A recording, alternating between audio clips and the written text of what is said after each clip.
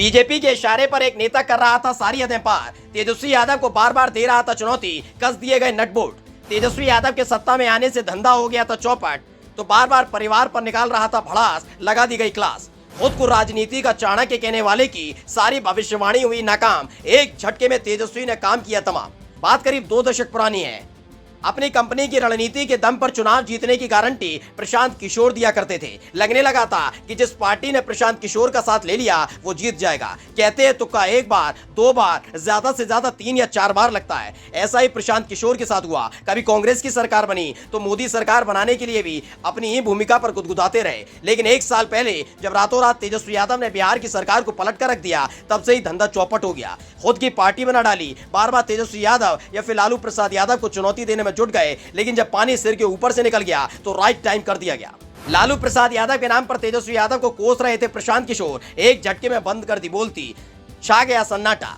तेजस्वी यादव के सत्ता में आने के बाद से ही प्रशांत किशोर की दाल किसी भी पार्टी में गल नहीं रही, जिसके बाद अपनी जन स्वराज के नाम से पार्टी बना डाली। कहते हैं ओवर कॉन्फिडेंस बहुत खराब होता है। लगा था कि जैसे अपनी खुद की पार्टी बनाएंगे, बड़े बड़े राजनीतिक दल उनसे गठबंधन करने को बेकरार हो जाएंगे, लेकिन सारा खेल उल्टा पड़ गया। कोई उनको पूछ नहीं रहा है, हालत खस्ता है, तो किसी न किसी मुद्दे पर तेजस्वी यादव को कोसकर चर्चा में बने रहने की कोशिश में जुटे रहे। सोचा होगा कि आज नहीं तो कल बीजेपी ही उनको अपने साथ ले लेगी, लेकिन ये दांव भी उल्टा पड़ता जा रहा है। बीजेपी भी प्रशांत किशोर से दूरी बनाए हुए है। इस बीच प्रशांत किशोर ने तेजस्वी यादव के रोजगार वाले प्लान पर निशाना साधना शुरू कर दिया और एक ऐसा बयान दे डाला जो गले की फांस बन गया है।